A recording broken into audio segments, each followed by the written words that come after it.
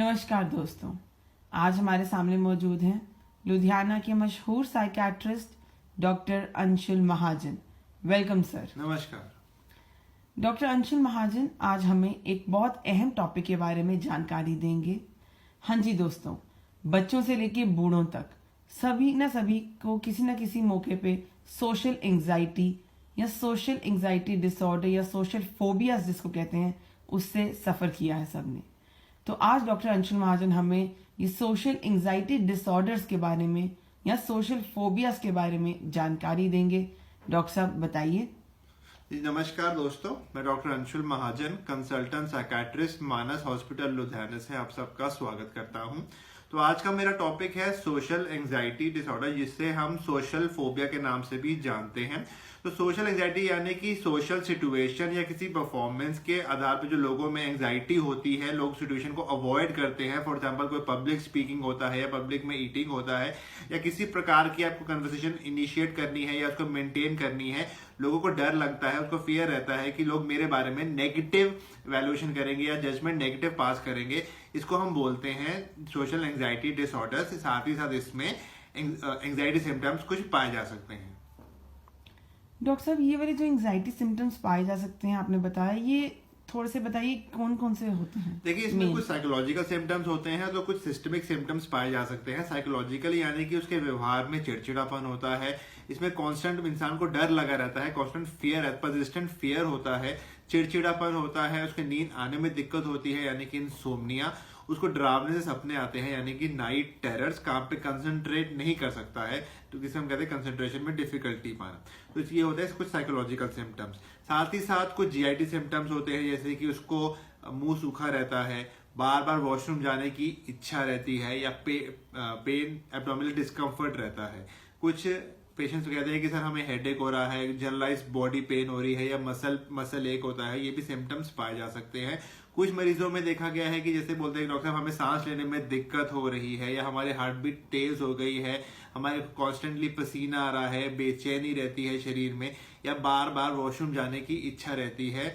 कुछ रिपोर्ट करते हैं डॉक्टर साहब हम वॉशरूम पब्लिक प्लेसेस में वॉशरूम नहीं कर सकते, नहीं पास कर सकते, हमें डर लगता है या उनको ये भी डर लगता है कि उनका वॉशरूम बीच में ही ना हो जाए, कि उनको इनकॉन्टिनेंस ही ना हो जाए। ये भी सिम्टम्स मैं देखा लोगों में पाए जा सकते हैं सोशल एंजाइटी के।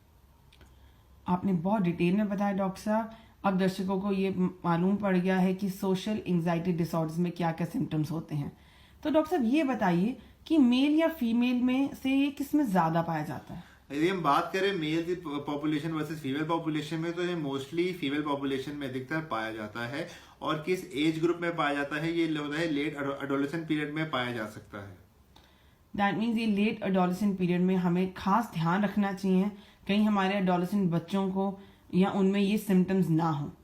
तो डॉक्टर साहब आपने जैसे बताया सोशल एंजाइटी डिसऑर्डर्स, क्या इसका इलाज संभव है? जी हाँ, इसका इलाज संभव है। बहुत सी अच्छी मेडिसिन हैं जिससे सोशल एंजाइटी डिसऑर्डर को प्रिवेंट किया जा सकता है। कुछ एंटी डिप्रेसेंट मेडिसिन होती हैं, कुछ एंटी एंजाइटी मेडिसिन होती हैं जिससे एंजाइटी एलिमेंट या एंजाइटी डिसऑर्डर को हम ट्रीट कर सकते हैं। साथ ही साथ नॉन फार्माकोलॉजिकल मैनेजमेंट में कॉग्निटिव थेरेपीज होती हैं, बिहेवियर थेरेपीज होती हैं, रिलैक्सेशन एक्सरसाइजेस सिखाया जाता है पेशेंट्स को, योगा के लिए मोटिवेट किया जाता है, रेगुलर एक्सरसाइज या मॉर्निंग वॉक के लिए बोला जाता है, और balance diet that is most important. और स्मार्टफोन्स को थोड़ा अवॉइड करेंगे, उससे भी एंजाइटी अवॉइड की जा सकती है। तो दर्शकों, डॉक्टर साहब ने आज हमें जिस तरह साइंस एंड सिम्टम्स बताए, अब अगर आपके बच्चों में, एडोलेसेंट्स में या आसपास किसी भी इंसान में ऐसे सिम्टम्स हैं तो प्लीज कंसल्टेंट साइकियाट्रिस्ट को दिखाएं। स्पेशली डॉक्टर साहब हमें ये बताएं कि आजकल के पेरेंट्स जब अपने बच्चों में ऐसे सिम्टम्स पाएं तो वो इस चीज के साथ कैसे डील करें। सबसे पहले तो सिम्टम्स को आइडेंटिफाई करना जरूरी है। फिर यदि आपके बच्चों में सिम्टम्स पाए जा सकते हैं, आप इमीडिएटली साइकियाट्रिस्ट को जाके दिखाएं, नियर बाय काउंसलर को जाके काउंसलिंग करवाएं। और क्योंकि क्या होता है कि बच्चे स्कूल अवॉइड करना शुरू करते हैं, जब वो स्कूल अवॉइड करेंगे तो उनकी परफॉर्मेंस खराब होगी, तो उनका एकेडमिक करियर खराब हो सकता है और लाइफ में आगे नहीं बढ़ सकते हैं। तो जल्दी से जल्दी उनका ट्रीटमेंट करवाएं, काउंसलिंग करवाएं। और हमारे भी हॉस्पिटल में बहुत से ऐसे हम केस देखते हैं और काउंसलिंग बहुत सी अच्छी की जाती है। तो आप नियर बाय साइकियाट्रिस्ट को जाकर दिखाएं।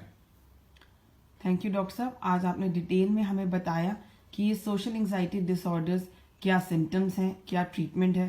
तो एक टेक होम मैसेज दर्शकों के लिए दे दीजिए।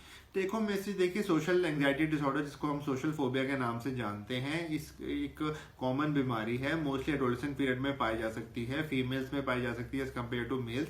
कुछ सिम्टम जैसे कि एंजाइटी सिम्टम इसमें पाए जा सकते हैं और इसका इलाज संभव है, इसका जल्द से जल्द इलाज करवा लेना चाहिए, ये तो डिसऑर्डर बाद में तंग करता है।